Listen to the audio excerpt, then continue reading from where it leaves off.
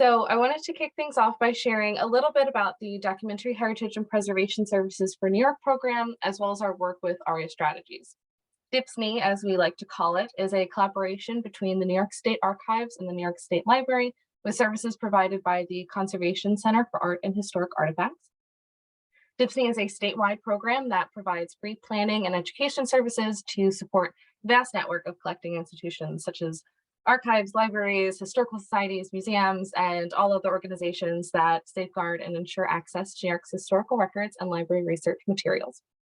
DHPSNY services include archival needs assessments, preservation and condition surveys, strategic planning assistance, and access to a variety of educational programs such as this webinar. And so to sort of situate all of this within the larger context of the work being done at the state level, the State Education Department is overseen by the New York State Board of Regents. In April of 2021, the Board of Regents offered their framework on diversity, equity, and inclusion in New York schools, and subsequently issued their culturally responsive sustaining education framework. This series of webinars and dialogues that DHPSNY is doing is an effort on the behalf of the State Archives and State Library to extend the work of the Board of Regents into the cultural heritage community and address these issues in the context of collecting organizations across the state. Because DHPSNY is positioned as a resource and a connector for cultural heritage organizations throughout New York, we recognize that it is important for our efforts to be more actively engaged in doing and fostering anti-racism work within this field. For this reason, we're working with Aria Strategies to get a sense of what type of work our constituents are already doing and where folks like you around the state are most interested in further developing their learning. Aria Strategies is a firm that provides mission-driven solutions for nonprofits based in Rochester, New York, and we are really grateful to have Aria presenting this webinar today, along with Meredith from the Dyckman Farmhouse Museum. So with that, I'm going to pass things over to Aria to set the space for us. Thank you all. Thanks, Leah. Hi, everybody. It is so good to be together today. Thanks to DHPSNY for hosting this programming. Thanks to New York State for funding this programming and elevating it to the important place it holds for all New Yorkers. And thanks so much to Meredith Horsford for being with me today to co-facilitate this opportunity. Just so excited to have Meredith in the space with me. So real quick, I want to go over what we always go over to set the space. Way back in January, a dedicated group of librarians, archivists, museum professionals, and cultural heritage professionals got together at our very first dialogue to create our community norms. And so I'm going to go over those with us. And then if folks have questions or need to add anything, you can pop that in the chat, and then Leah can lift it up for us. So first, we lead with love. We understand this is a journey. We drop the mic, step up, step back. So if we're big talkers, we take a breath and step back. And if we're less likely to step forward, we take the opportunity to step up.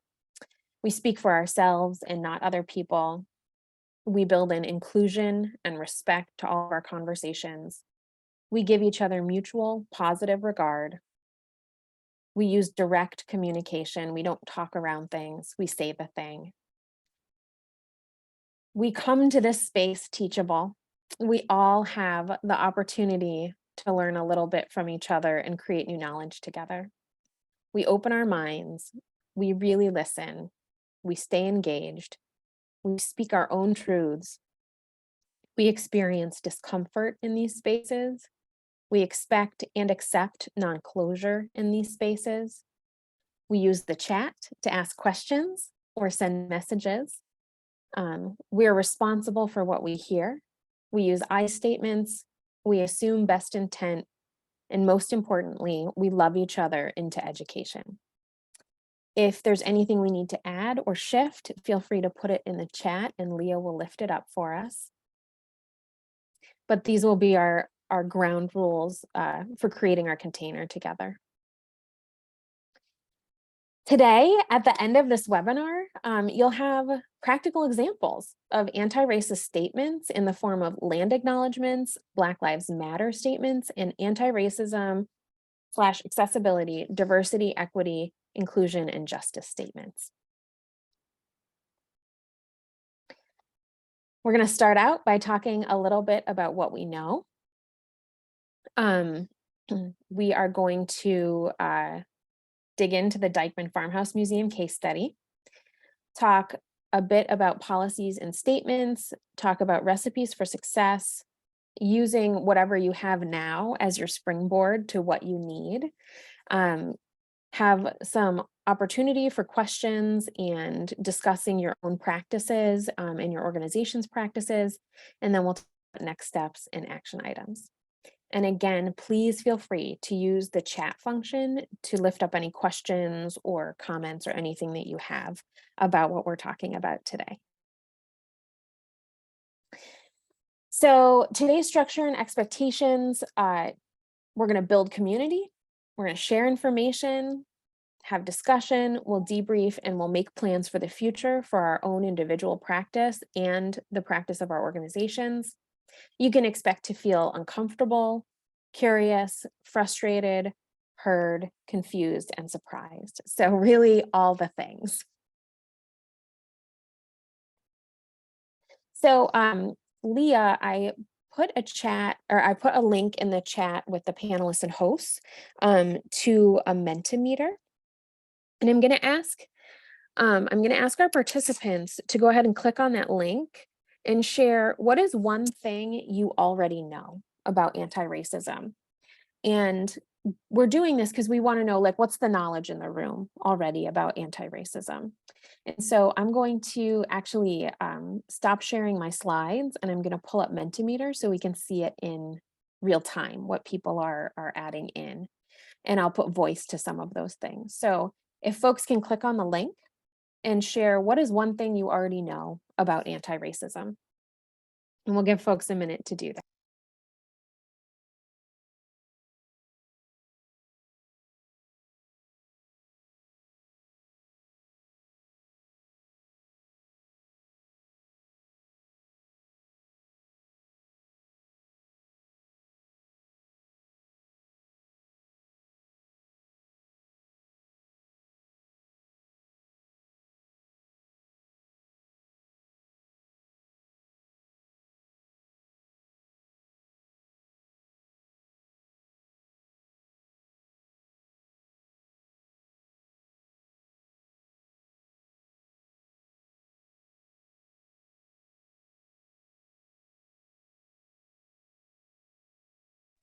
I see lots of responses popping up. Thank you. Good stuff coming in here. Let's see. You must be in it for the long haul. Yes. It is a constant daily mission of action and reflection. Amen. Anti-racism is about action. It's not the same as non-racism. It's more active. Yep. The work has to be ongoing. It's not a box that you can just check off. The work is continuous and vital, or I'm sorry, continuous and vitally important. It's provoked a lot of recent debate. Yeah. As a white person, I am responsible for positive action. Doing nothing supports oppressors. Amen. It is a continuous practice of ensuring everyone feels safe to be heard. Love it. Understanding and recognizing biases within ourselves is a fundamental starting point to working on anti-racism behaviors. It's everyone's job to be anti-racist rather than just against the idea of racism. Goal that we should all strive for. Anti-racism work is lifelong. It is active and not passive. It is based on acknowledging structural racism and its material conditions. Anti-racism is a mindset and a series of behaviors, actions, and responses around recognizing the impact of racism in our community. Speaking up, actually addressing and looking for solutions. Cannot know and learn all that we must know and feel. Yeah, there's a lot. To acknowledge that racism is a part of many of our institutions' past policies. Let's see, I would say that it involves compassionate unlearning of the racist ideas we are marinated in our culture. Also, it involves white people decentering themselves. I love this. I love all of it. Thanks. for everybody who has popped their thoughts in. Couple other things I wanted to lift up about what we already know, things we've talked about as, in DHPSNY programs and in other program spaces we've been in together, that ideas, decisions, and policies and actions that uphold racist ways of being and knowing are racist. Ideas, decisions, policies, and actions that dismantle racist ways of knowing and being are anti-racist. And so that really just goes back to underline, like, this is action-based. This is about what we are actually doing. Dismantling the system of white supremacy is core to building anti-racist organizations. Racism and anti-racism can be internalized, interpersonal, institutional, and/or structural, frequently all of those things. I know if you've been in program spaces with me before, you've heard me say, and I'll keep saying, most of New York is on unceded Indigenous land, which means that your organization is likely on unceded land. I'm sitting on unceded land right now. Something that we need to keep at the forefront of our brains. Many New York State museums, libraries, and archives hold materials that belong to historically, currently, and intentionally marginalized groups of people. The legacy of chattel slavery in New York State is significant. The legacy of other oppressive policies and legislation in New York State is significant. Things like immigration laws like the Chinese Exclusion Act, financial policies like redlining, local policies like school funding formulas. And don't wait for the perfect opportunity to start your work. Start wherever you can. And so with that, I'm going to pull up some slides. I'm going to thank Meredith again for joining us and invite her to share the Dyckman Farmhouse Museum Alliance story with us. Thanks, Meredith. Thanks for having me, Aria and DHPSNY. Looking forward to chatting with everyone.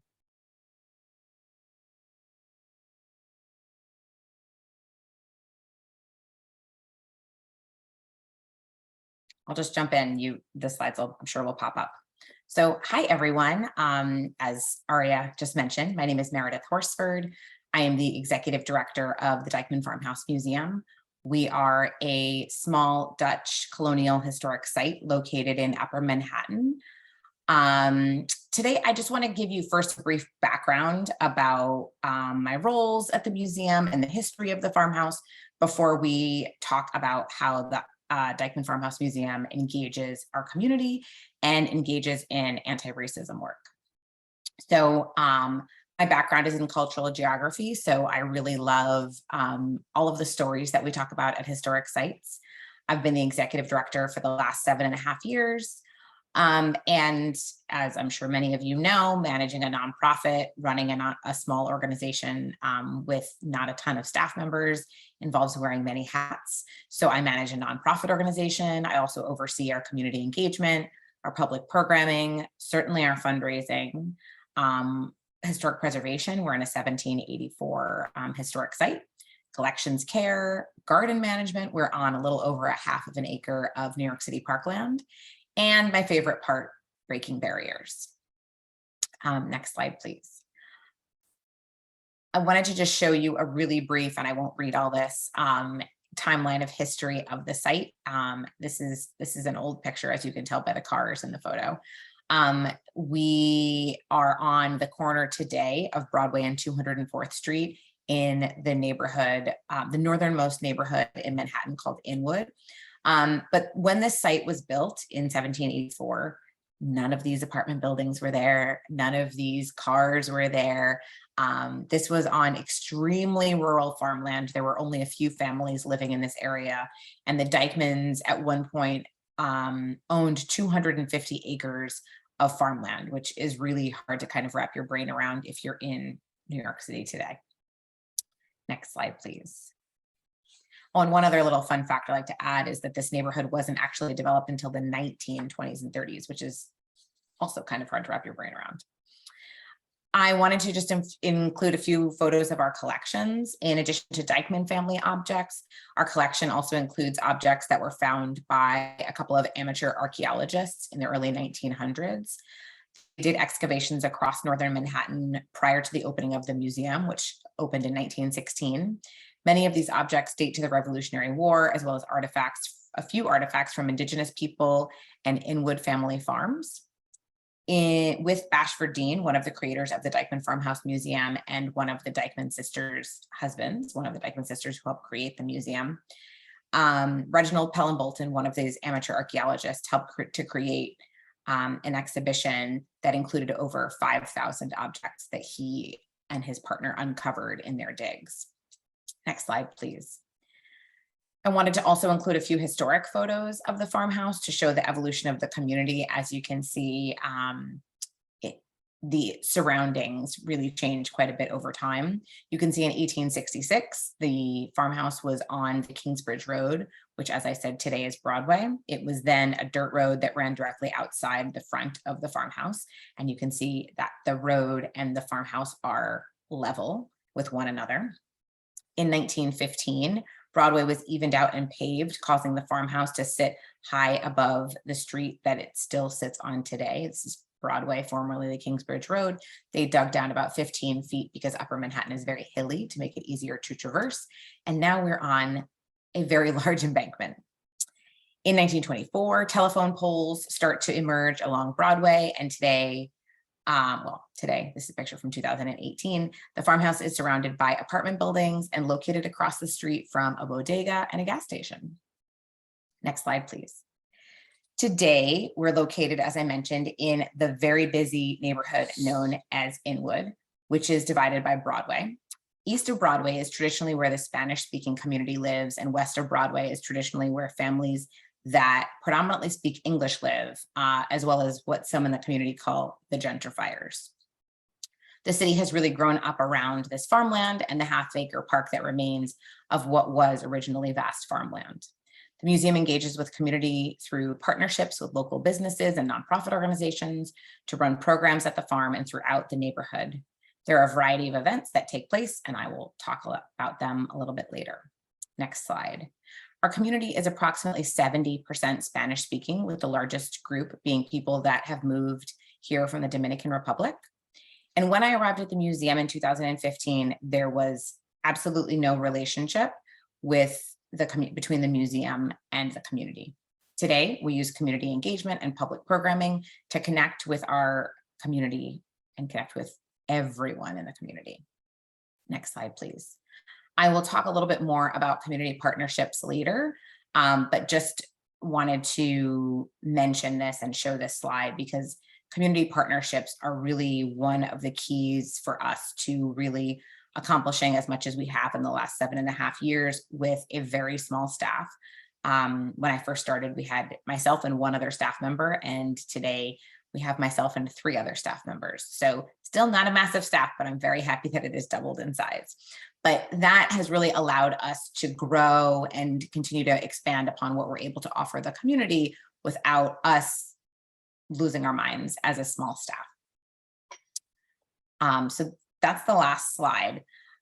But I just kind of wanted to back up and talk a little bit about when I first started at the museum. So as I mentioned, I started there in early 2015, and I started as a consultant.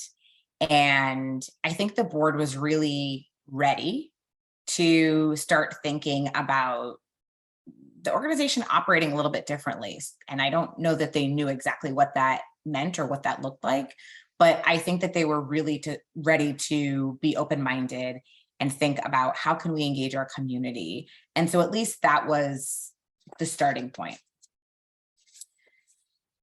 So how it started and some changes that we made along the way. As I mentioned, there was no relationship between the community and the museum.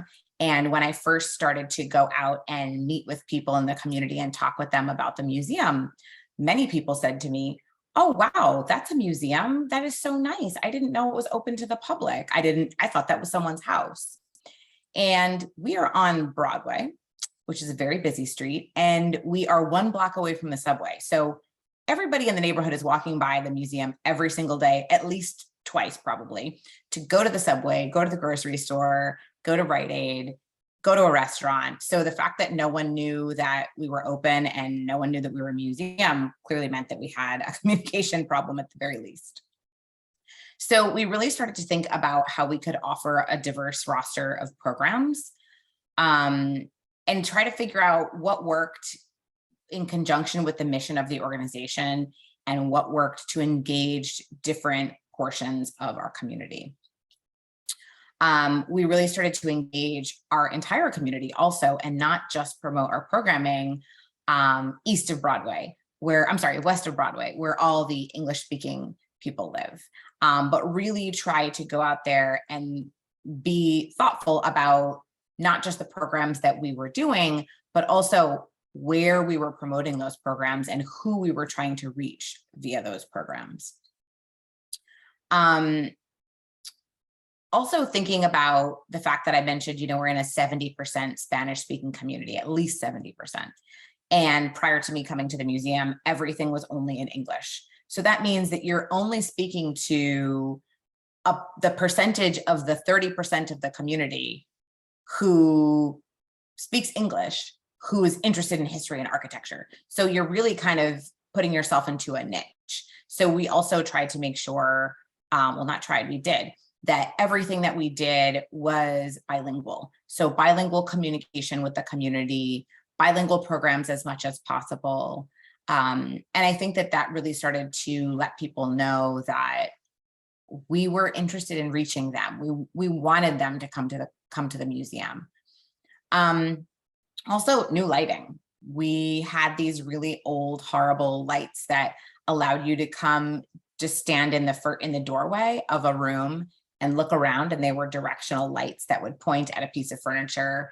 And so the room was both very bright in those spaces and very dark throughout the rest. And so we got rid of those lights and put in lighting so that you could actually see what was going on in the rooms. And then speaking of being able to just step inside the room and look around, there were room barriers, these metal kind of round barriers that prevented people from going any farther than about a step or two into the room. So you could kind of peer in, look around, nice chair, lovely cost, and move on.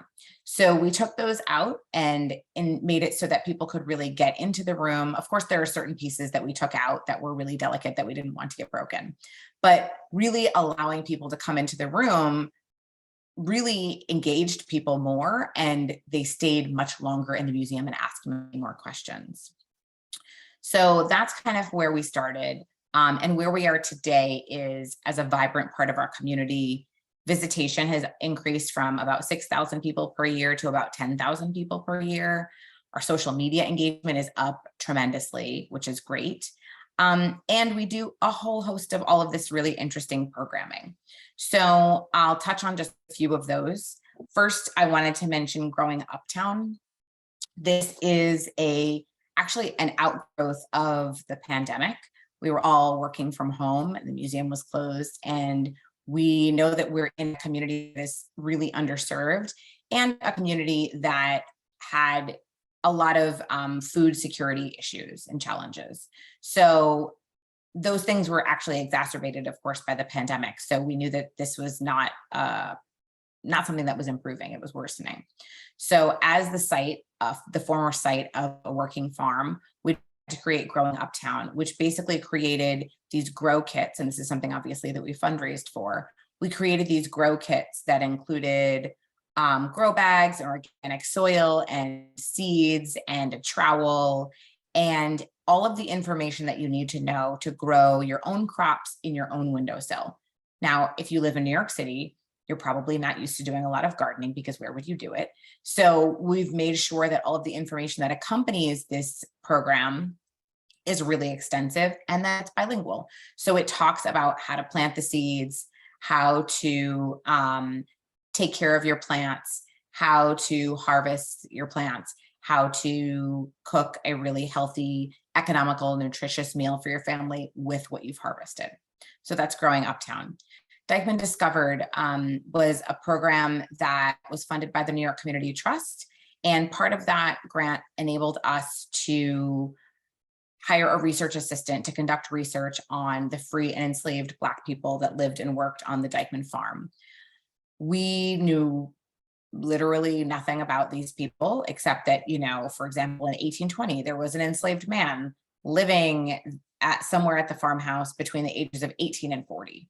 No name, no age, no nothing. So this project was really great for us to conduct some research and actually uncover the names of people who were instrumental in the prosperity of the Dyckman farm, who previously were never mentioned in the interpretation at the museum. And so that has really allowed us to think about, how do we tell these broader narratives? How do we tell a larger story, not just of the Dyckmans? And I'll talk about that more in a minute. We've also worked with local artists since I started there. We're in a community with many, many local artists. And so we had been having them exhibit their site-specific contemporary artwork throughout the museum, which is a great way to just engage visitors in conversation, you know, noticing that there are clearly things in the room that are modern versus everything else, which looks historic. But one of the things that we started doing after the after the Dyckman Discovered initiative was engaging artists in talking about the research that we had been doing via Dyckman Discovered through their art. So that was another really interesting project that we've engaged with many artists to do that. And they really created pieces that were in response to the to the research that we had been conducting. We also, another thing that came out of the pandemic is our lecture series, which is called Talking About Race Matters, Join the Conversation. This was something that we created. Again, we were all working from home, thinking about how we can be a resource for our community, how we can engage our community, and, you know, thinking about what happened to George Floyd, and thinking about the fact that we're in a largely Spanish-speaking community, and how could we engage people in the conversation about race and make it comfortable and make it a learning opportunity and make it a dialogue. And so that's how Talking About Race Matters developed. It is a virtual lecture series, and we do it now twice a year. And it's been a really interesting way for us to engage our community and for our community to actually grow, right? Because now that it's virtual, it's not just people in our immediate circle and our immediate couple of miles, but really anyone can attend. And we actually are starting that back up on September 14th. So if you're interested, take a look at our website. Another really interesting thing that's kind of in the works right now is a capital project. The museum needs some serious TLC. And so we've engaged with our elected officials, and they have funded a pretty large scale capital project, which will include an ADA ramp onto the property. As you saw, we're on this huge embankment very high up from the street, about 16 feet. We have very steep stairs just to get from the street level onto the park level. And so a ramp will make it quite a bit easier for people to get onto the property, and outdoors on that half-acre park land that I mentioned is where we do the majority of our programming, because our rooms are not massive. And so we will also have, you know, that project will also include things like a new roof and ADA compliant restrooms, and more programs, more exterior programming space that is a little bit flatter. As I mentioned, Upper Manhattan is very hilly. So that is on the horizon and very exciting. And also, as I mentioned, you know, we do bilingual programs as much as we possibly can. And one of our staff members is a Spanish speaker whose first language is Spanish. And so we do Spanish language programs, we do bilingual programs, and we also lead school group tours sometimes that are in Spanish, depending on whatever the school wants. Another thing that has really become clear in our kind of evolution as an organization that's continuing to grow is putting people first. In thinking about our interpretation, we're no longer just focusing on the stories of the people that the wealthy white European landowners that we know information about already. But these projects have really allowed us to think more broadly and think about our community and think about the larger history of the area. And it's not just the Dyckmans, although of course we talk about the Dyckmans, but thinking about the people that they enslaved, that worked against their will and helped that farm prosper. Thinking about the Lenape who originally inhabited that land long before the Dyckmans arrived. So really thinking about expanding our narrative, and that's something that we're continuing to do. We're always trying to write new grants to conduct additional research, and we're actually in the midst of a reinterpretation. So we're working with a consultant now and an advisory team to really think about how do we tell those stories and what are the stories that we want to tell when people come. We also focus on our audience, our community, and engage with them through this shared history. We are not just kind of talking at people, but we're bringing people into the conversation. And talking about the history of oppression and telling them kind of the real history of the community, not just the stuff that makes people feel good and sounds good. We also engage, for example, with in our kitchen, for example, we've got all these kitchen implements, these historic kitchen implements, and kids are the first to notice the connection between some of these items in our kitchen at the Dyckman Farmhouse Museum and items that they have seen when they're in the Dominican Republic at their grandmother's house. So it's great to see those connections being made, whether it's with children or adults, between the historic objects that we have and things that maybe are used today or things that they're familiar with and the kids have seen today. We also engage, of course, our board. The board is heavily involved in what we do. And of course, their support was essential and needed in order to make the changes that we've made at the museum over the years. As I said in the beginning, I think that they were really ready to expand upon what they did and engage the community in a different way. But I don't think they exactly knew what that would look like. They just knew that they were ready for that change. And so I think that the timing worked out quite well because I knew that the organization was really small and didn't really have a track record of fundraising. And so I knew that the ideas that I was presenting to them, like, let's talk about the stories that we tell here. Let's talk about who we work with in the community. I knew that they were eager to have those conversations and to kind of jump into this work. We also really thought about diversifying our board quite a bit. When I got to the organization, the board was made up of probably 7 or so really lovely people who were just really interested in local history and the history of the Dyckman Farmhouse Museum and the preservation of the site. Fantastic. And as the organization started to grow and engage new people and start to think about new initiatives, and then of course people move or their job changes and they're rotating off the board, we were really intentional and thoughtful about how we filled those vacant spots on the board. You know, not just thinking about, oh, my friend is, loves history and would be interested in this. That's wonderful, but really being more intentional about thinking, okay, so we're in this largely Dominican community. We should have board members who are Dominican. We should have board members that run local businesses. So really thinking through, okay, so we're adding board members. Our board president, for example, is a local historian. Thinking about adding more local residents to the board, thinking about adding local business owners to the board. One of our board members is the founder of Dyckman Beer, a craft beer company that he grew up in the Dominican Republic and then moved to Inwood as a little kid and has lived in the area of the museum ever since. And so he knows everyone that there is to know in the community, and he distributes his beer throughout. So he's a great connection to have, and someone who literally just knows everyone in the community and has all of the connections.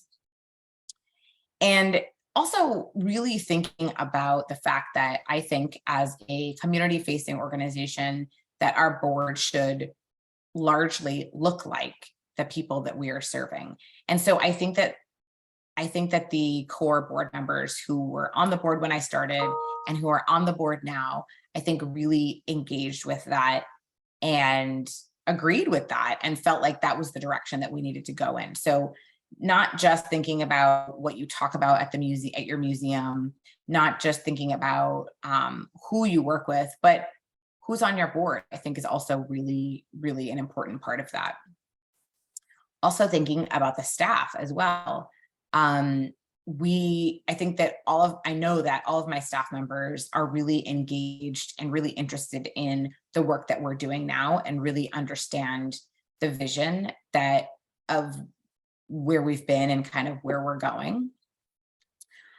We also strive to ensure that as much as possible, just like our board, that our staff looks like the community that we're serving and that we're all on the same page in terms of messaging, because it's important to think about these things, not just from the perspective of, well, what's the program that we're doing or what are we talking about with a school group when they come, but what is our voice then also on social media, and how do you respond to both positive and negative feedback on social media, for example. Also, another important part of doing this work, and especially doing this work when you're at a small institution, is doing it in partnership with other people, thinking about partners and peers and not necessarily doing all of the work on your own. We have, I showed you a slide earlier, over 80 partnerships. Not all of those partnerships are on that slide. They wouldn't all fit, but we have over 80 partnerships that are really invaluable to expanding our reach, as I mentioned, without overtaxing our staff. There are only 4 of us. And yes, while we have great interns over the summer, which really enables us to ramp up our summer programming, we're a small organization, we're a small staff. And so thinking about, especially when I first started, thinking about who in the organization existed that was doing similar work, and thinking about whether or not we could partner together and accomplish a really great program and reach a wider audience, because it was not just the Dyckman Farmhouse Museum's audience, but it was that other organization's audience attending, engaging as well. These partnerships have been really, really invaluable. Some have led to fundraising opportunities. Some have led to just some really fantastic programming. And it's great to have these organizations out there that you can reach out to when you're planning a program and you need, additional support there. So it's great to have those folks. And also thinking about your peers. We are constantly talking to some of our immediately local historic house museums who are experiencing the same things we are. They're getting reached out to by the same potential partnerships as we are. And so really using our peers as a sounding board, sharing resources and not feeling like we are in a silo going it alone, which is really challenging and frustrating, could be, quite frankly. So sharing resources is really essential. And we also kind of band together and go out there and share the work that we're doing at things like conferences, which also, I think, opens us up to new opportunities and allows you to kind of share the work, which is really important. You don't need to do everything yourself. I think that feedback loops and communication are also really essential pieces of the puzzle that's worked for us at Dyckman, both internal communication and external communication. So internal with the staff and the board, making sure that we're all on the same page. You want the messaging to be consistent. You want the focus to be consistent, the vision. And so that kind of regular communication, I think, is really important. Also, external communication. not just thinking about your external, meaning your community and your audience, but also your partners, whether, you know, if you work together on a project. And so for us, as the years have rolled on, we've had several kind of new initiatives, one being this Dyckman Discovered initiative in which we were conducting this research. So one of the things that we've found that works for us is in this kind of external communication arena is having community feedback sessions.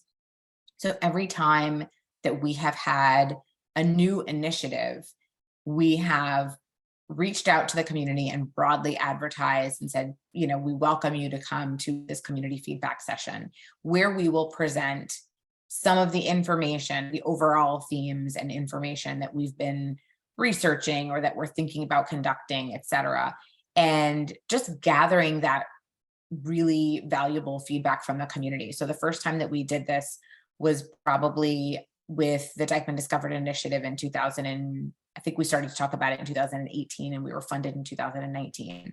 So we worked with our local branch of the New York Public Library, who has obviously a fantastic following and a great space that's larger than ours. And we held a community feedback session there. And we just talked about, this is the research that we've been conducting. This is the information that we've had thus far. It's never done. And the project at that point wasn't anywhere near done, but we really wanted to engage the community in the conversation and say, listen, this is what we're doing. We're researching the enslaved history of this site. We want to know more about the people who ran this farm realistically and help the Dyckmans prosper that have never been mentioned in the interpretation at the museum. And we got such valuable, interesting feedback where community members from all over the neighborhood came and said, well, I would love to learn more about this, or I would love to learn more about that, or why haven't you ever talked about these things? And so that information, I think, is really informative and can really help you figure out how and in which direction to move forward. We are also doing that right now with our reinterpretation. We held several community feedback sessions, one starting with our board and the Parks Department, who is our partner.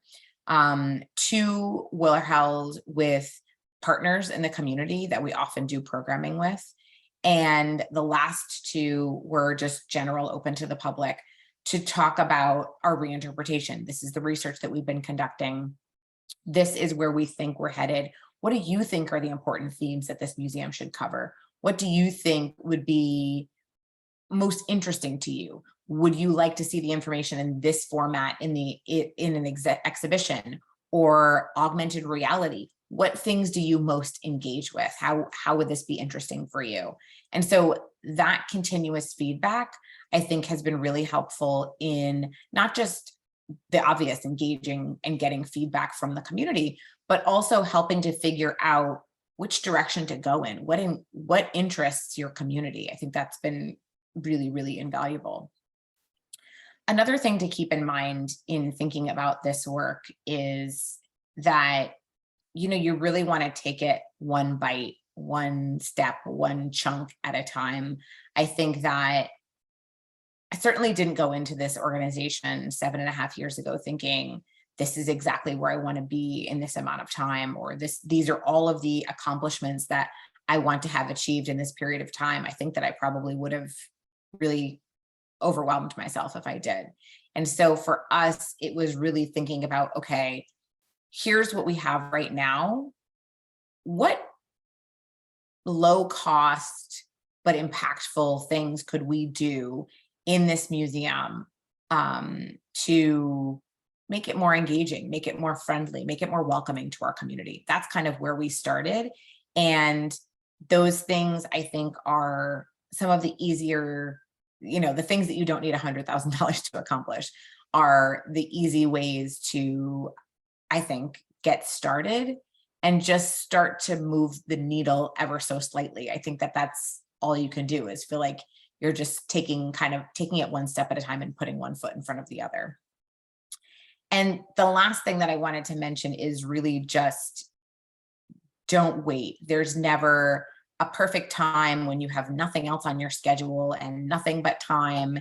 and you've got a million ideas and you're ready to roll. I don't think that that perfect time exists, or at least it never has for me. And so my thought is, when that grant is available that you think would get you to the next level, or there are small, really small, they could be really small things that you think would make a difference in your anti-racism work, take that small step whenever you can and just keep doing the work. I think that there's no perfect time to get started, and there's no specific, set in stone goal that you're working toward. It's just kind of to move the needle and to continue to expand upon what you've been doing. So I say, dive in, take small bites, and keep it really manageable. That's what's worked for me. And there's no perfect way to do this work. You just have to get started. So thank you so much. And I would like to pass it back to Aria. Thank you so much. I could listen to you talk about this for days, and I had to take myself off video because I was like, yes, I was like just doing too much with my face and my hands. So I just so grateful that you're in this space talking about this with us. Before we talk about policies and statements, which is the next thing we're going to do together, I just wanted to say to everybody, take care of yourselves. We don't typically schedule breaks into these. We've tried to do it, but just take care of yourself as you need to. There's a recording of it, so if you miss something, you won't miss it for long. So I'm going to talk about policies and statements a little bit before we have more conversation. You guys don't want to see my email though, so let me get that right. So we're going to talk about policies and statements because this is essentially what we're talking about, right? That how do we build the foundational pieces for what we're trying to do? So let's get the right screen pulled up. Still not right. I don't know what's going on. We're just you guys can just see my whole desktop right now while I try to pull myself together.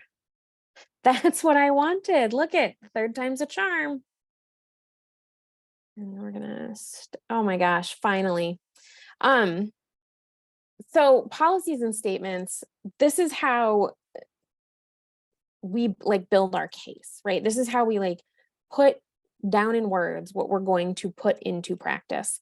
And so, Meredith mentioned the murder of George Floyd, but essentially in 2020, everything changed.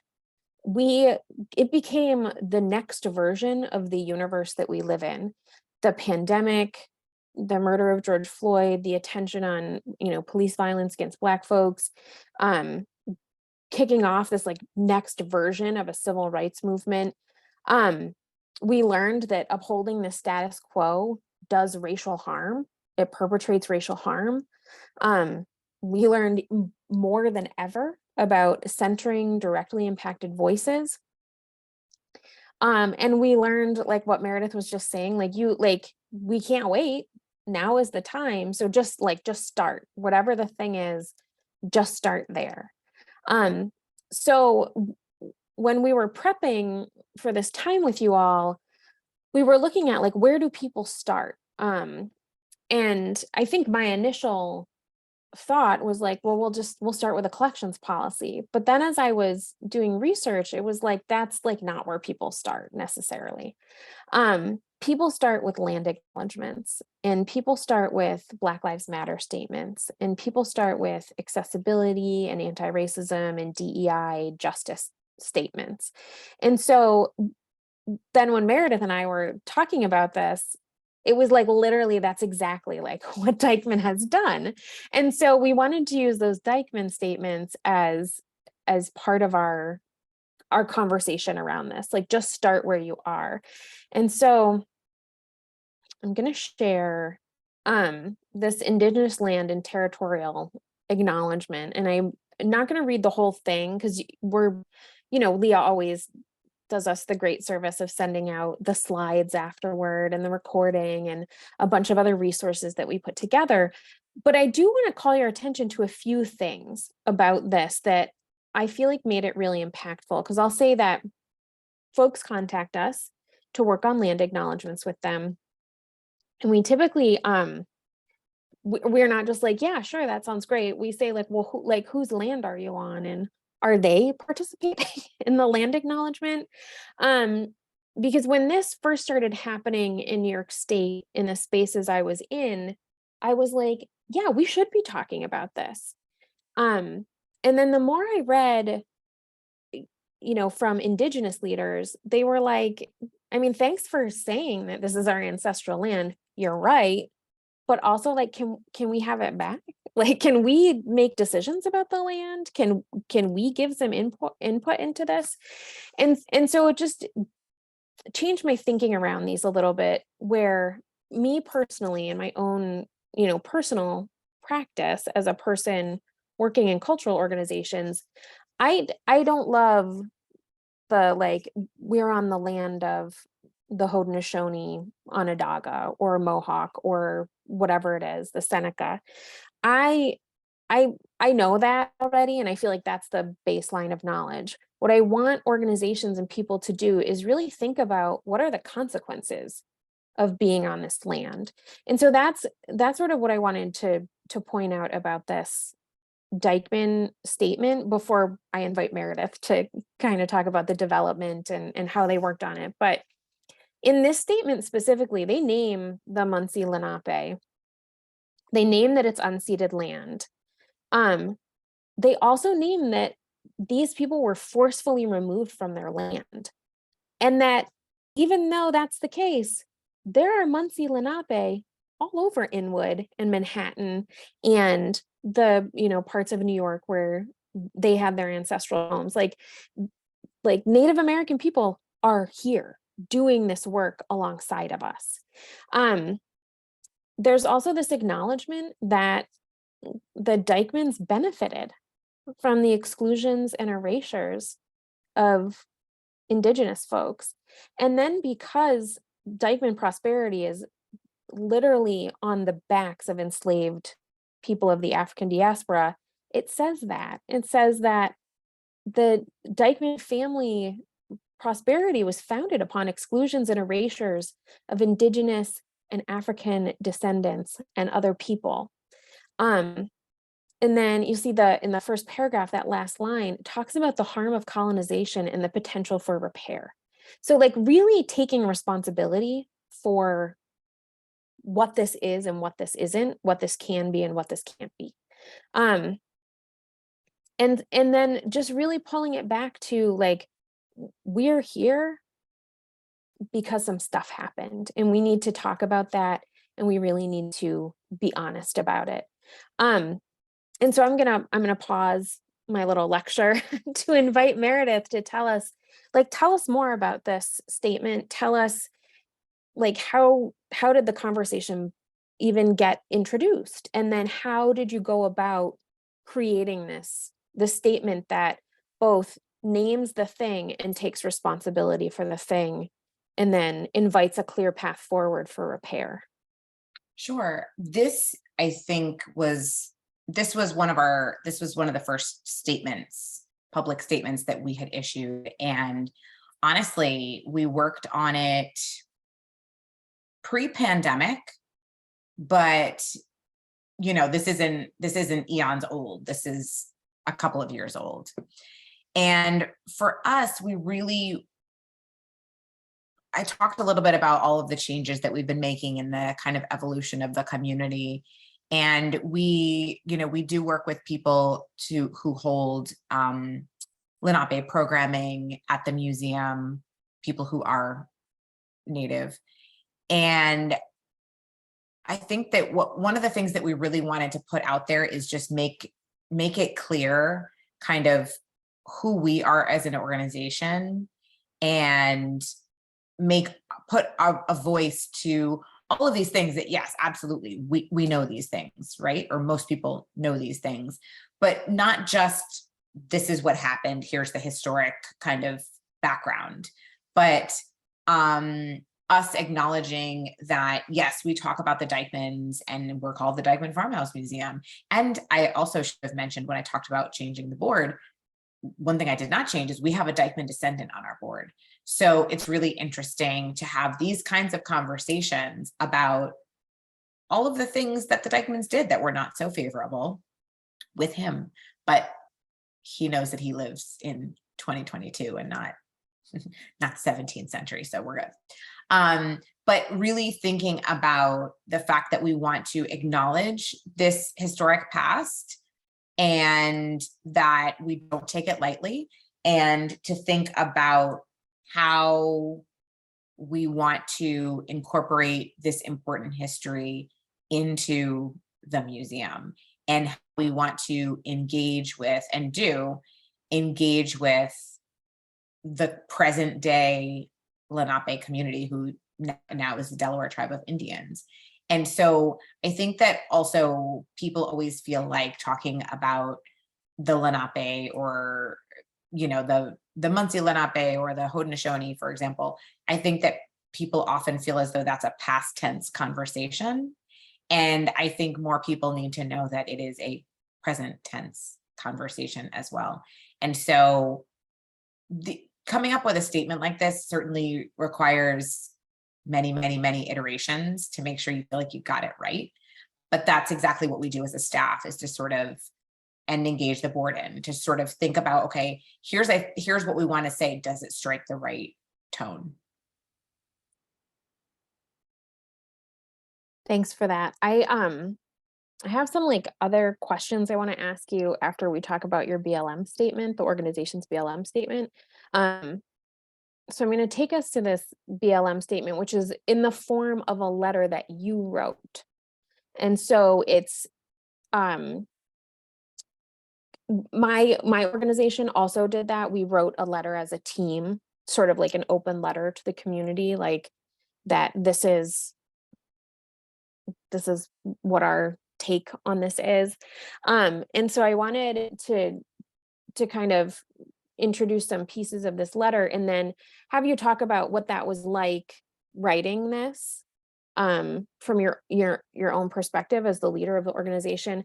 But then I also want you to talk about, like, how do you invite the board into these conversations, and including the land acknowledgement and this, you know, how do you navigate that space between staff and board? Because I know can be a space of tension for a lot of us who work in cultural organizations. And so first, again, I'm not going to read it. We'll send you the links to it. It's right on the About Us section of the Dyckman website. But in this, Meredith opens with talking about like her own identity. And so I didn't copy that in here, but that's how the letter opens, as Meredith talks about her own identity as a Black woman in this space right now. And then acknowledges that 2020 has been hard, and what that looks like. And then she brings it to, you know, the farmhouse, and like what, you know, the farmhouse has been through theft of native land, slavery, war, waves of immigration, infrastructure development, changing built environment, like really like this 236 years of history, you know, as of 2020 is vast. And then what's their plan? What are they going to do about it? How are they contributing to making this the world we want to live in instead of the world that we are in right now? How do we make it the next best version of the thing?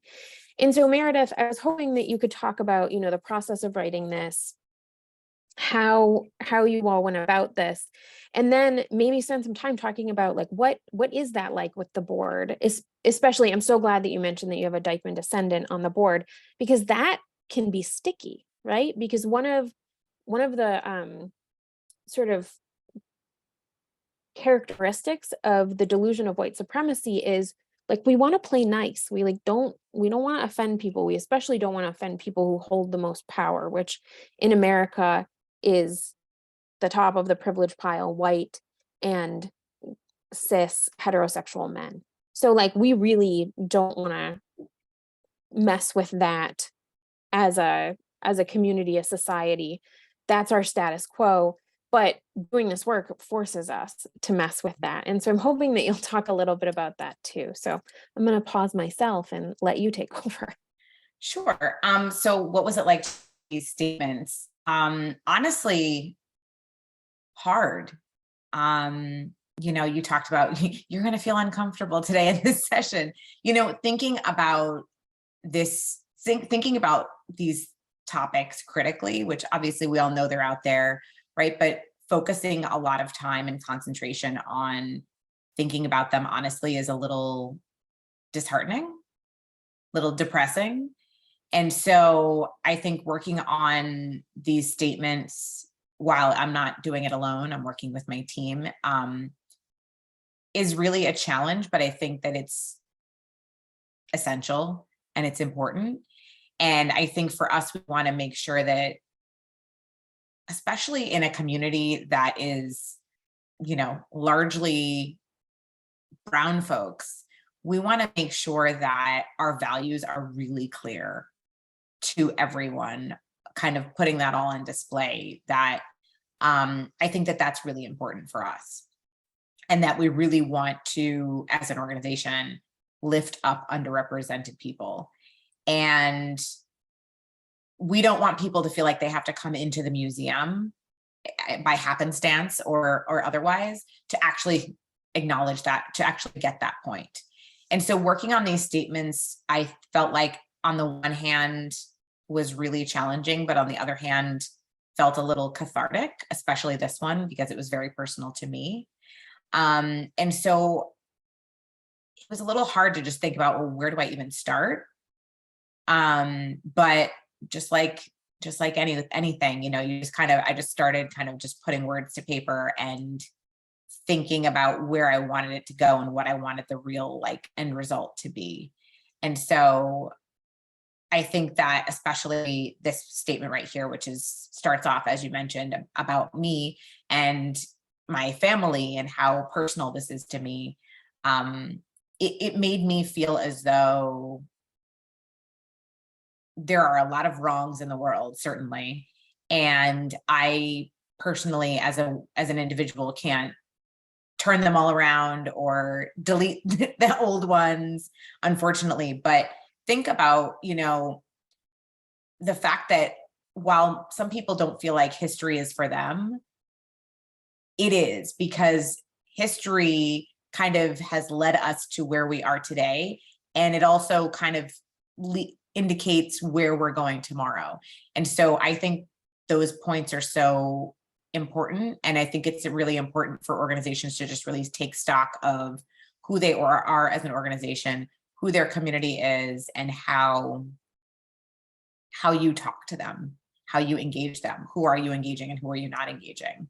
So I think that that's really important. And for an audience, I think it's really important for them to feel as though you're wanted here, you're seen here.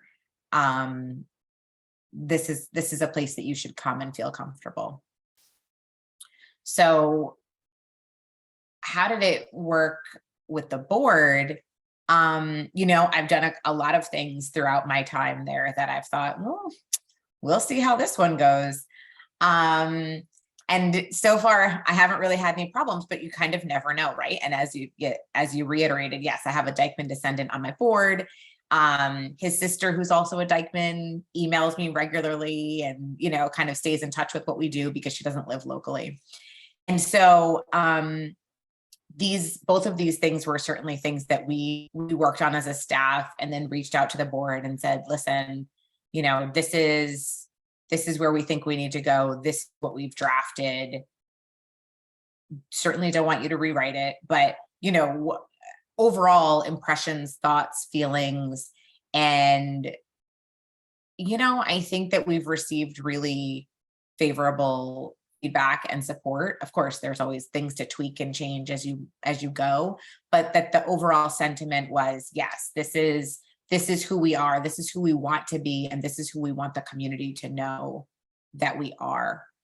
And one other thing I'll just add is one of the artists that we worked with, again, this was during the pandemic, did a projection installation on the side of the museum. that said slaves lived here.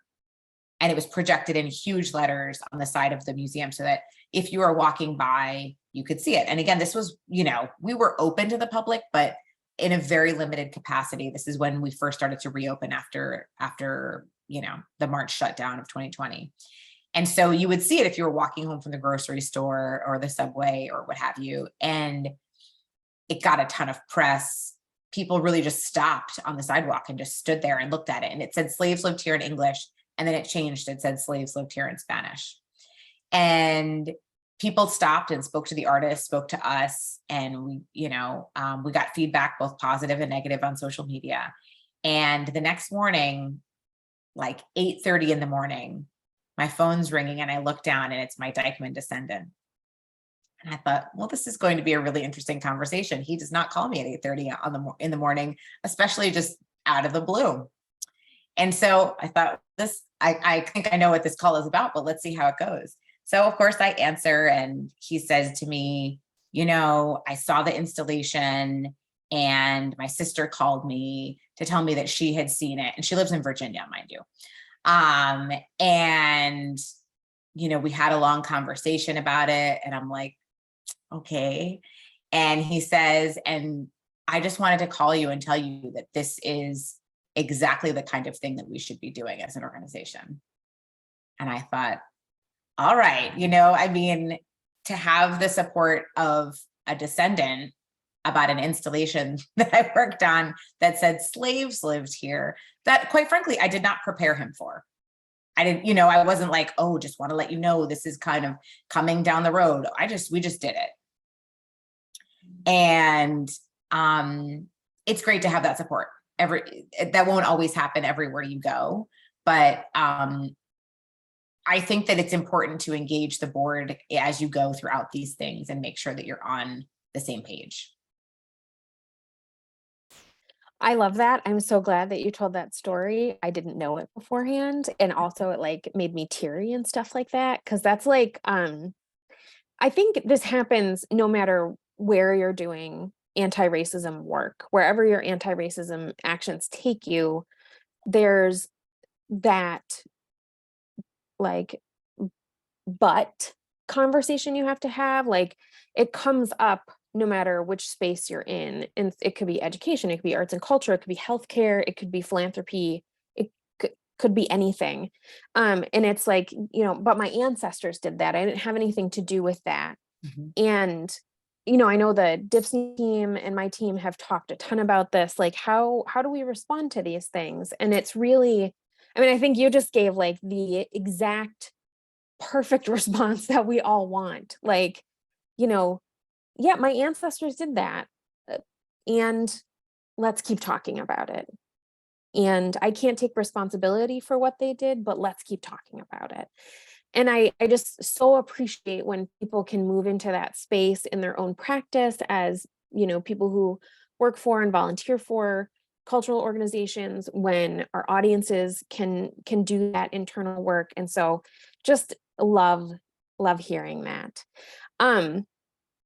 Before we talk about recipes for success, I will also share that in that resource list you'll get is a list of different types of statements that we pulled together from community-based organizations, from universities, large and small museums, community and academic libraries, and archives. So there are examples of different types of statements like that: Black Lives Matter statements, land acknowledgements, accessibility, anti-racism, DEI justice statements from all different types of organizations, collecting organizations and educational organizations, and just community organizations that are just out there trying to make the world a better place. So when you get that resource list, be sure to take a look at those, because those were good examples of what's out there and available for review.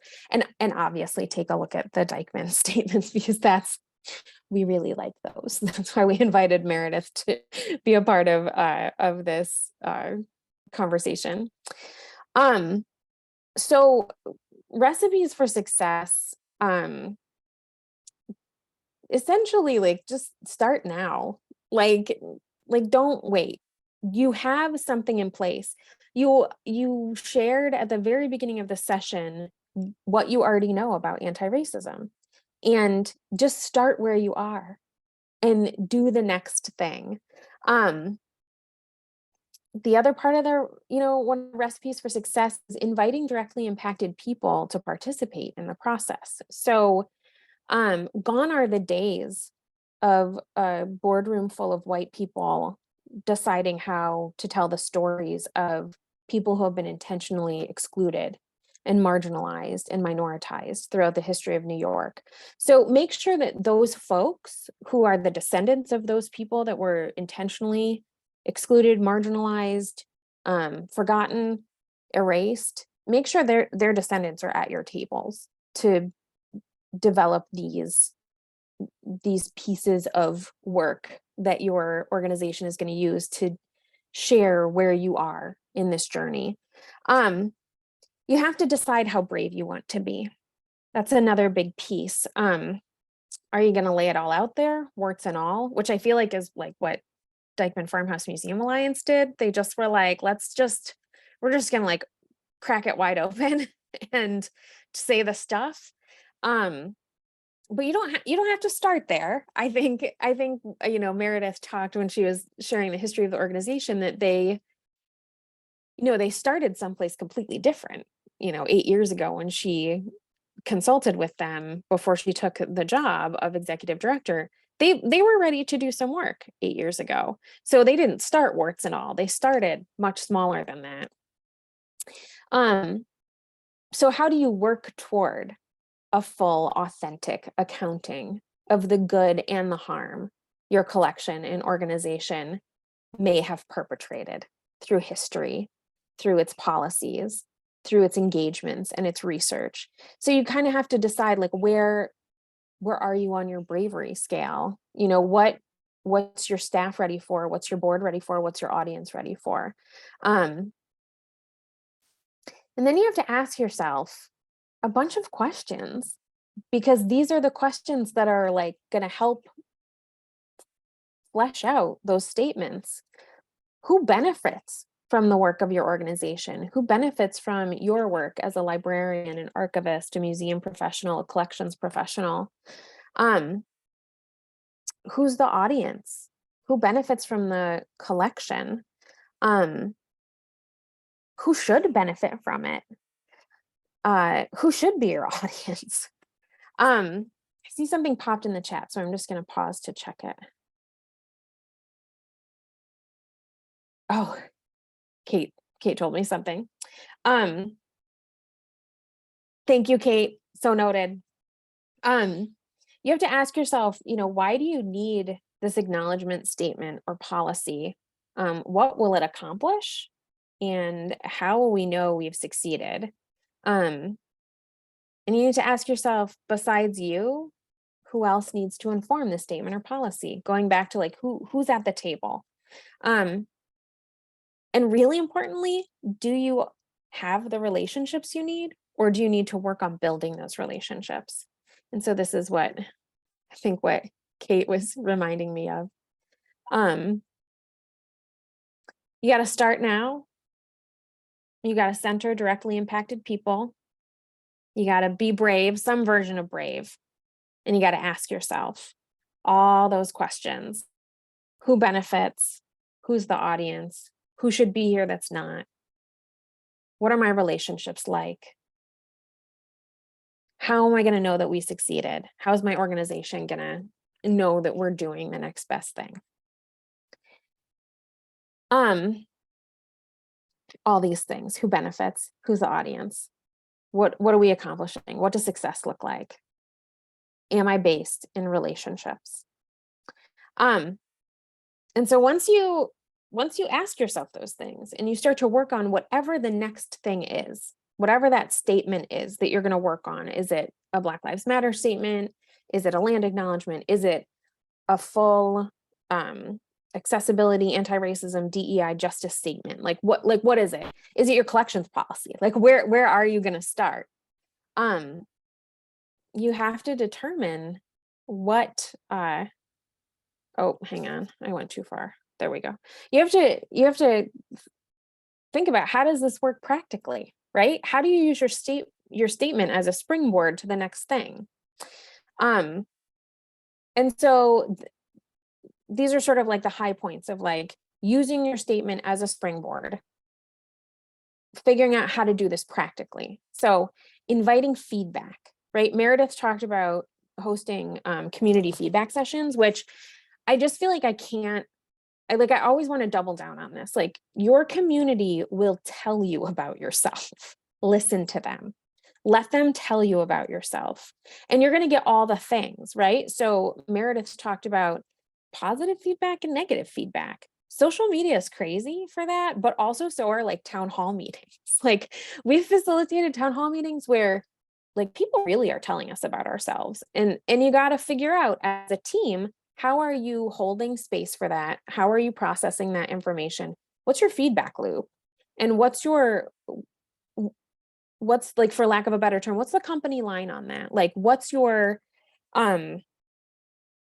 coherent, authentic, factual, correct response to that as an organization? What have you decided to say as, you're responding to your audience and your partners and things like that?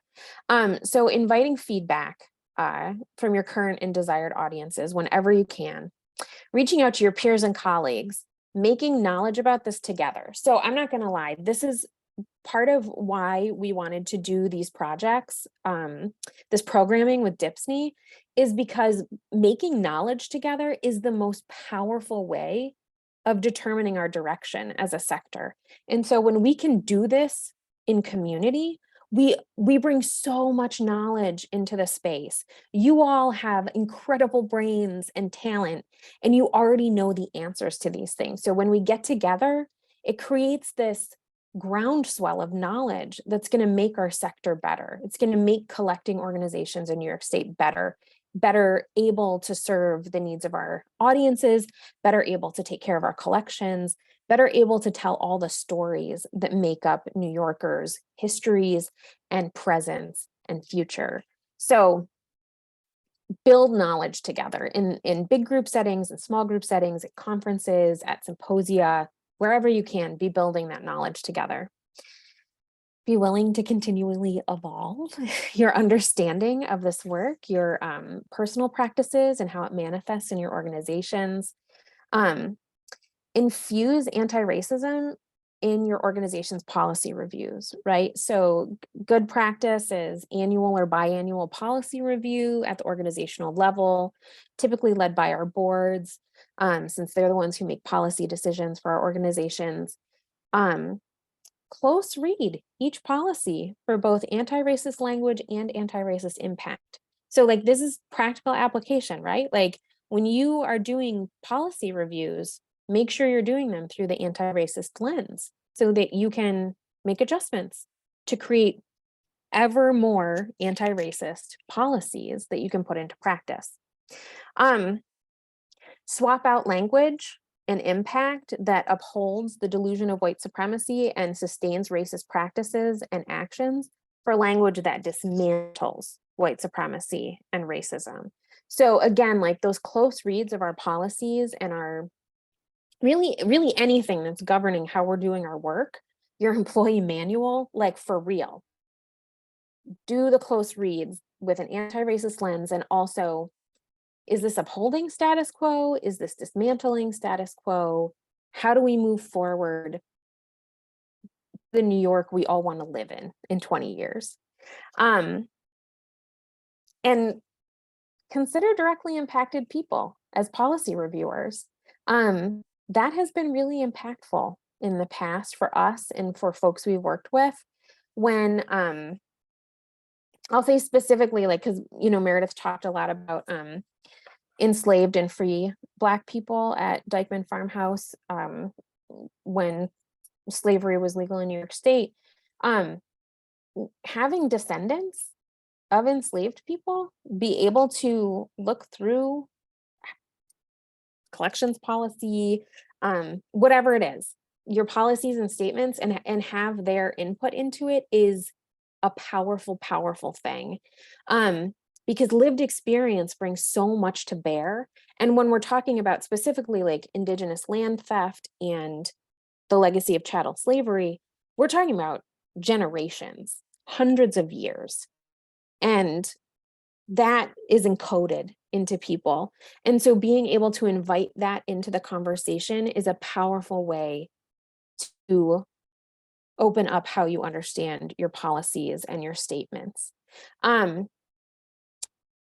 And I'm going to ask Meredith, anything that you want to add or share or lift up before we open it up for questions? No, I would just, no, I feel like we've covered so much ground. No, let's open it up to questions.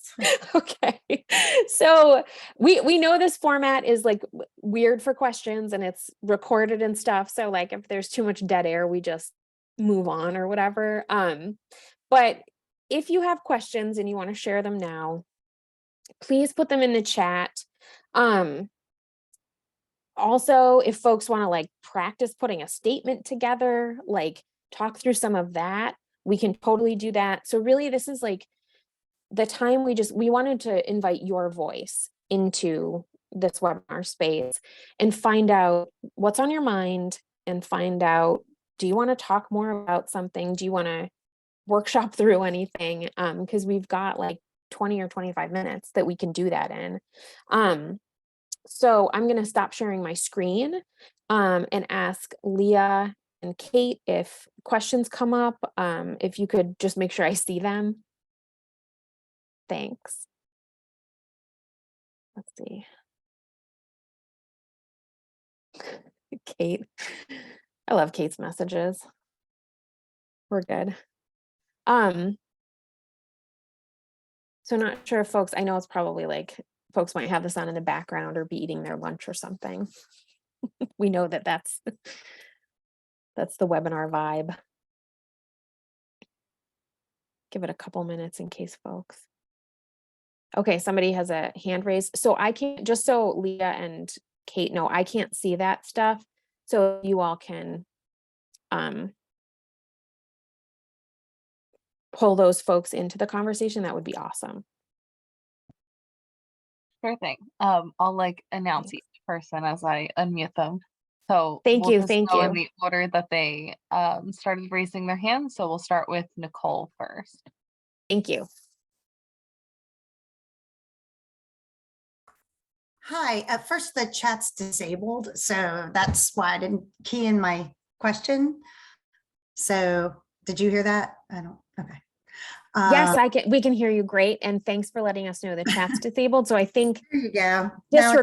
disregard my instructions, raise your hand if you'd like to voice your comments and Leah will unmute you. I also just unblocked the chat. I'm so sorry. I don't know why that was. So it's a free for all. It is now able. Do whatever you want and we'll answer your questions.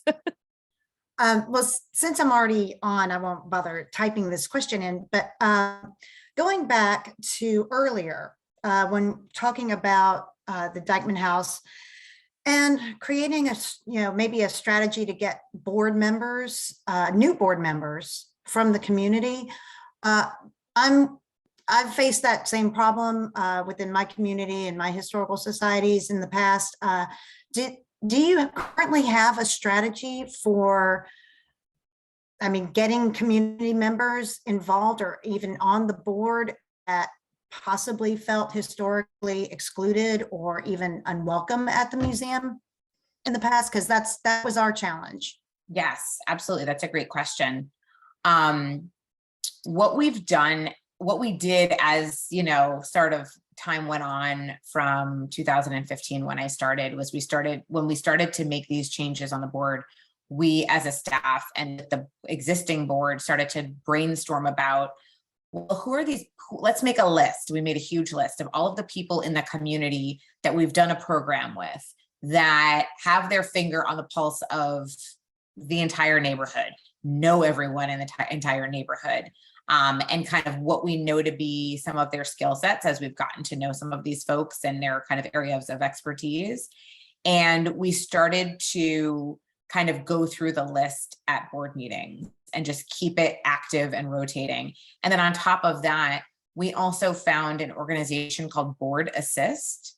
And they are like a matchmaker for nonprofit organizations and board members. And so when I reached out to them, I told them very explicitly, this is what we're looking for. I don't need, what I don't need is this. I have plenty of that.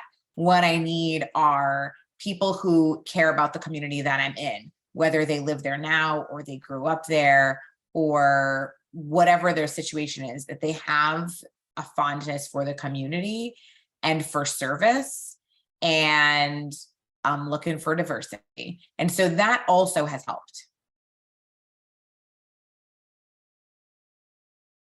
Thanks for that, Meredith. Sure. Thanks for that question, Nicole. I saw that Megan, sounds like she's from out in Western New York, has a question she put in the chat. She says, hi, how do we get buy-in when we live in places where people are kind of anti-racism? Out here in Western New York, people really dislike anti-racist efforts. And so I for sure have a response to that. But first I want to say, Meredith, do you have some words of wisdom, some, I don't know if they're thoughts words on of this? wisdom, but I definitely we get a lot of positive feedback. Wow, this is great. I wish the museum had been doing this for the last 30 years. But especially on social media, wow, do we get some, oh, you think you're woke now kind of, responses that are sometimes nasty, sometimes out of touch, sometimes very combative. And especially on social media, I don't engage. We do not engage. We try to be friendly and informative. And if it doesn't go in that direction, we stop engaging with that person. But honestly, what we've done more of is kind of invite people into the conversation and say, oh, well, we would love for you to come by and talk with us about your thoughts on X, Y, and Z. We'd love for you to attend this upcoming program or et cetera. And so we often go with that approach. And sometimes people take you up on it and sometimes they're completely uninterested, and that's okay. Thanks for that.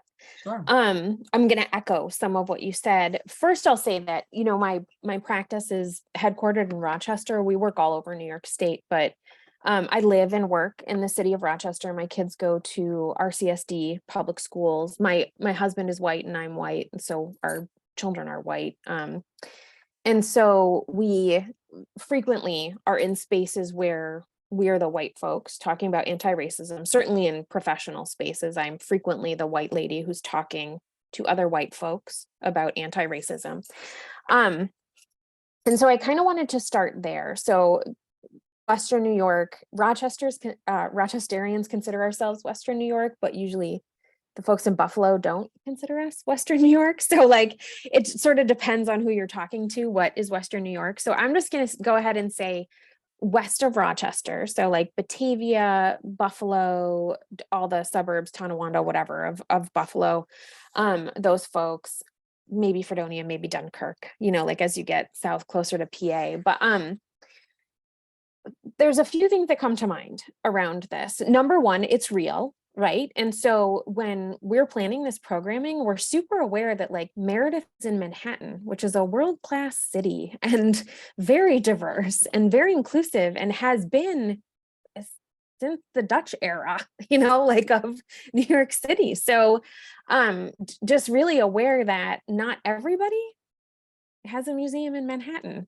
And how do we also talk about the many, many, many important rural sites, the many important sites in all the different parts of upstate New York that are not the 5 boroughs, and even acknowledging all the differences in the 5 boroughs. And so just really want to name that yes, it's different. And being somebody who has lived in Rochester for almost 20 years and is not from there and was totally it was a wake-up call to me of what Western New York can be like. But I love it. It's my chosen home. So just really want to name those things and then say, white work is important. And white work is the anti-racism work of white folks talking to other white folks about anti-racism. And this does a couple of different things. One, it uses our access and our privilege to talk with other folks who we have racial affinity with, even though race is like a made up thing. It's a social construct, but that's like the caste system in the US. And then the second thing it does is it invites people into conversation in non-threatening ways. Like no one's attacking you for being white. No one's trying to take anything away from you for being white.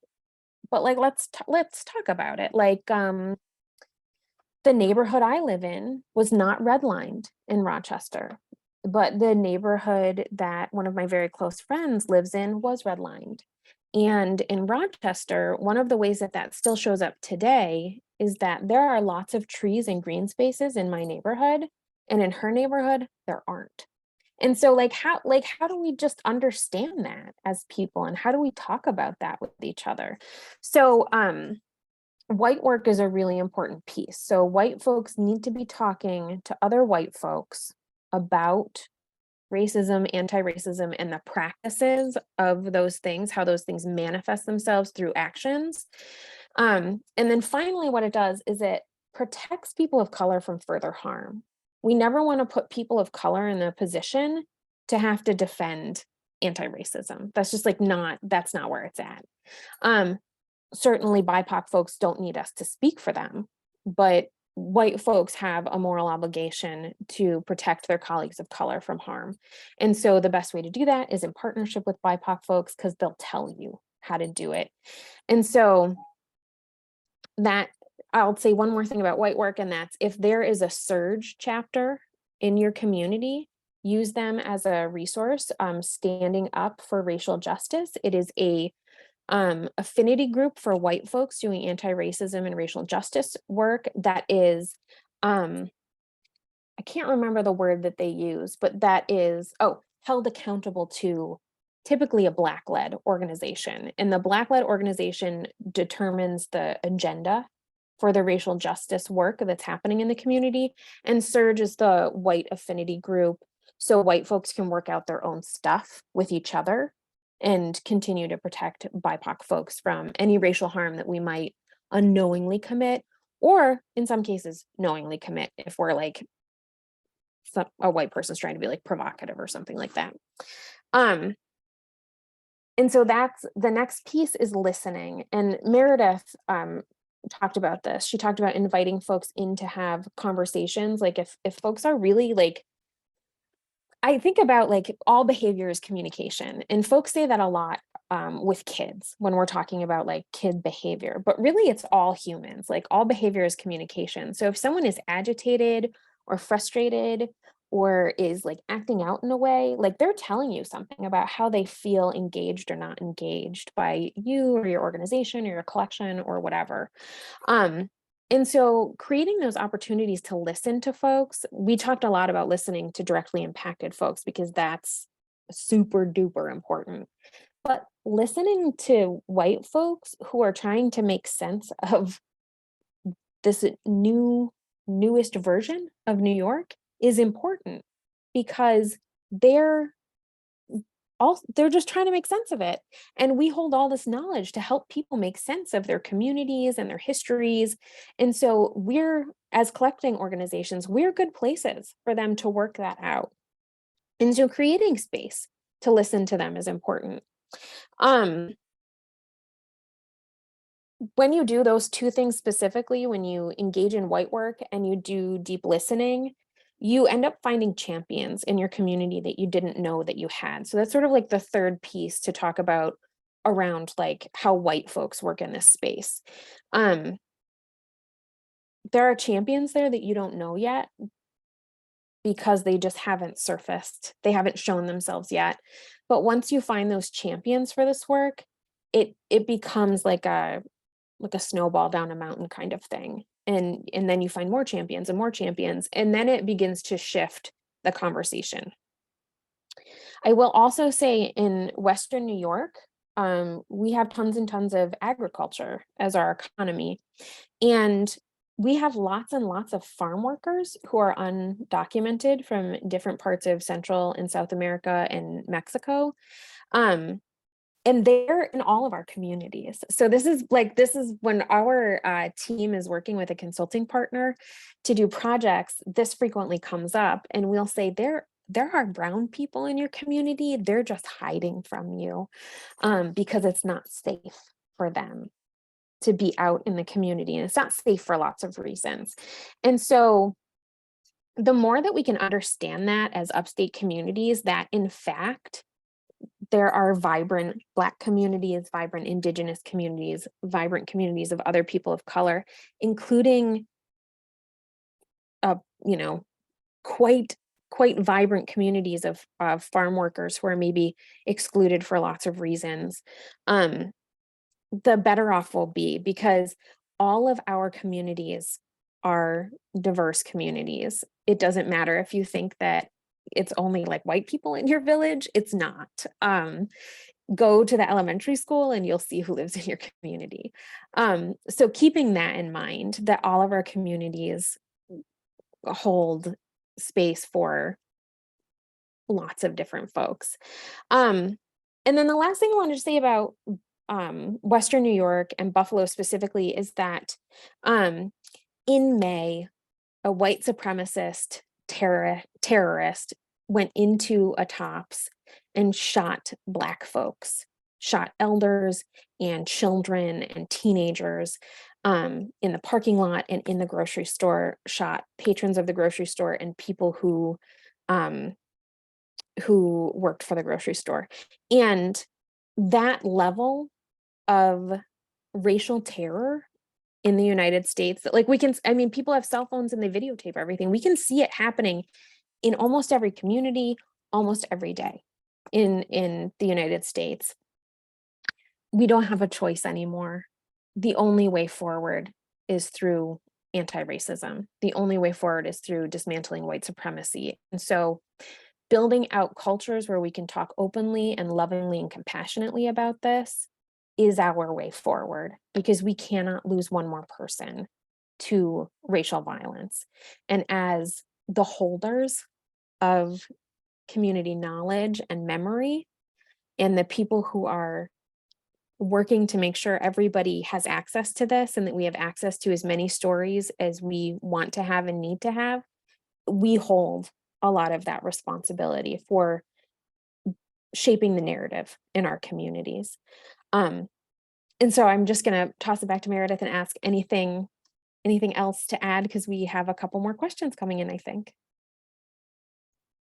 No, not specifically. I mean, and I understand, obviously I'm located in Manhattan, but one of my challenges is that when you think of Manhattan, you 100% don't think of the neighborhood I'm in. I'm in the neighborhood that everyone in New York City doesn't know exists and doesn't care about.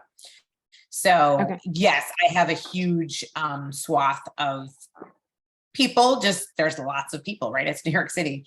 But we have our own challenges trying to promote and fundraise for an organization in a community that is largely brown, that quite frankly, most people just don't care about. So for us, I think really highlighting our community and where we feel that our role is in the community has been really important for us.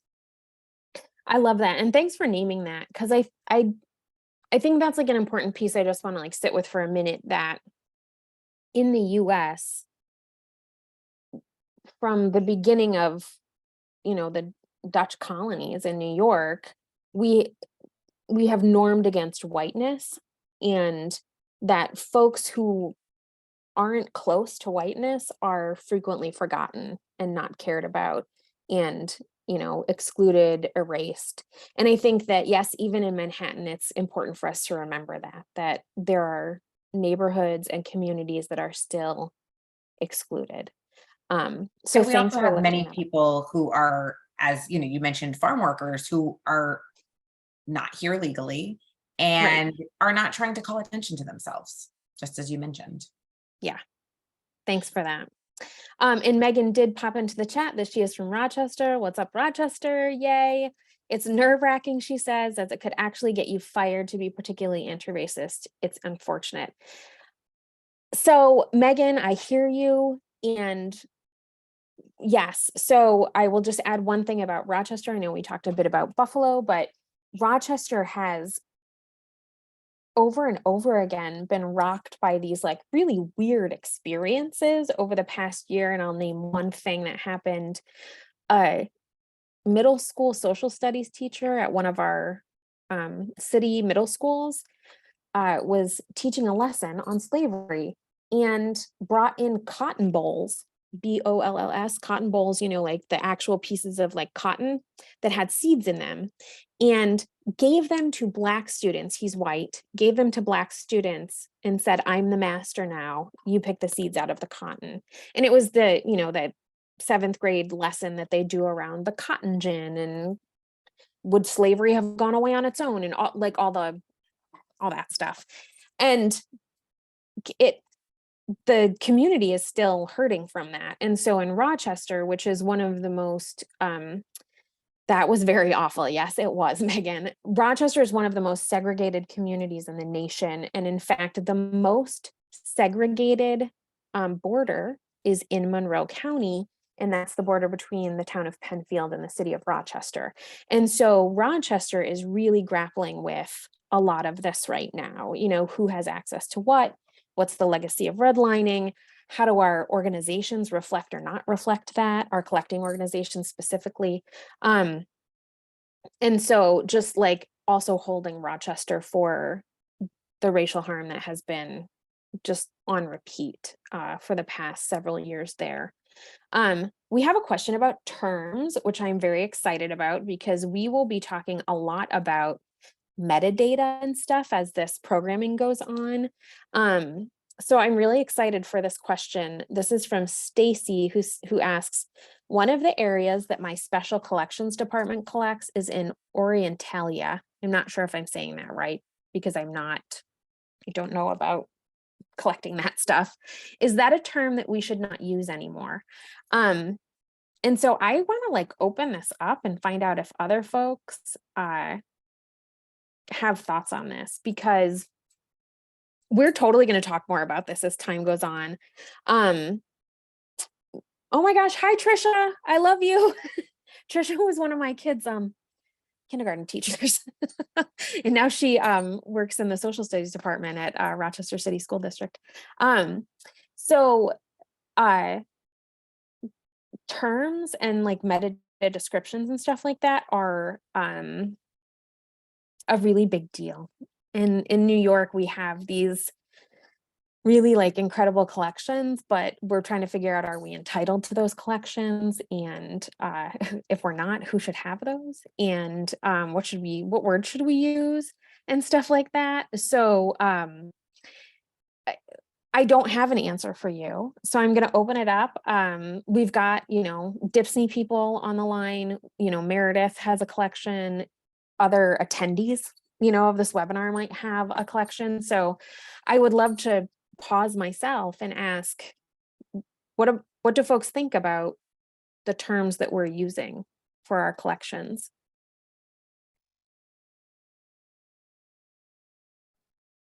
I don't want to monopolize the conversation because I've talked a lot today, but I will add my thoughts and then mute myself.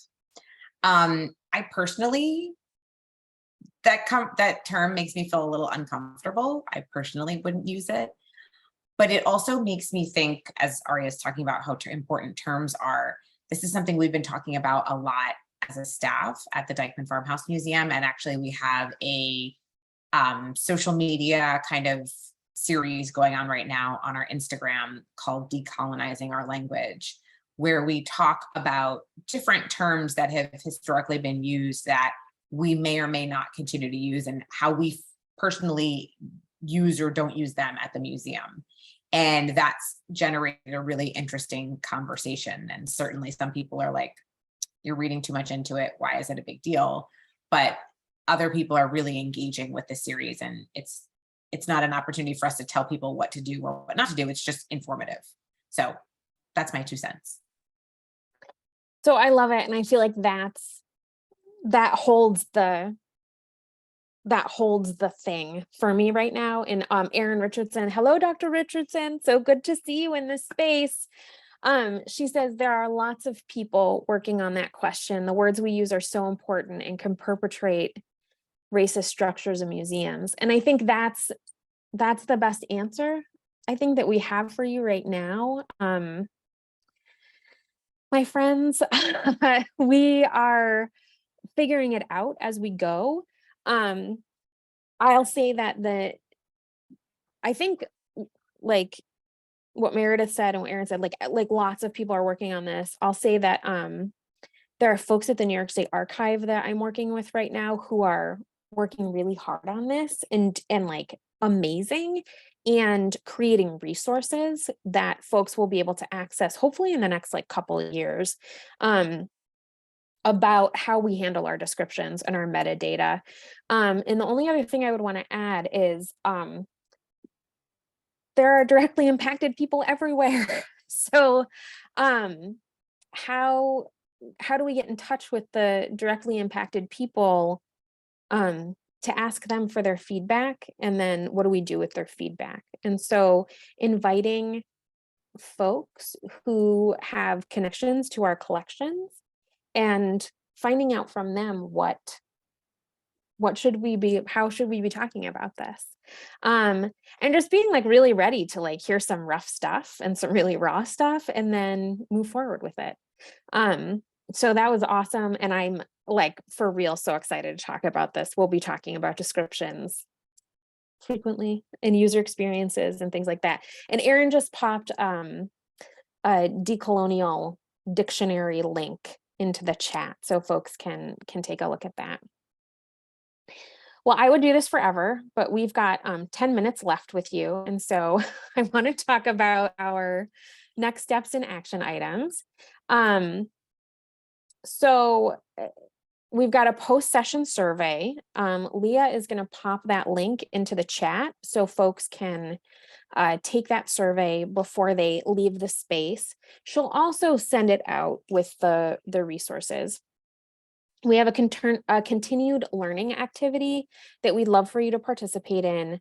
And I'll get to that in a minute. And then also we have a dialogue coming up on November 9th at 2 p.m. So we do dialogues and we do webinars, and we do 2 webinars a year and we do 4 dialogues a year. And so the DHPSNY dialogue on November 9th is a facilitated conversation. It's much more participatory than the webinars are, because essentially we start out in like a big open meeting group, and we talk to each other. We have like prompts and questions and activities and things, and we work through stuff together. So stay tuned for more information about that November 9th program. And then let's see, the continued learning activity that we would love for you to participate in is to review those relevant examples we provided and search for other relevant examples that'll help you craft your organization statement or policy. So like really remember, anti-racism is about action. So really like doing the work, reading through those examples, and then looking for some other things. You know, there's obviously like tons of guidance from like AAM and ASLH and library councils and all the things. So like go find the things that pertain to your organization and your practice, and start to put together like your samples so that you and your team can talk about it. And then we're going to do a checkout with each other. Let's see. And I am going to stop sharing my screen. Leah, I'm not sure. I think I can share it with everybody, but if I can't, can you please share it? I think I can share it with everybody. I our checkout is similar to our check-in. Here's the link. It's another prompt, and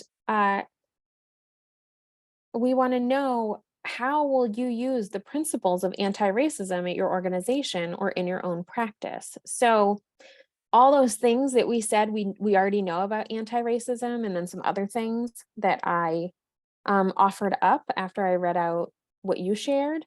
How are you going to use that? What's your next step for your own anti-racism practice and your organization's anti-racism work? Share that in that link, and I'm going to pull it up and put voice to some things. Before I do that, I just want to remind you, you can always connect with us. Super easy to get a hold of. My contact information's on the Aria Strategies website.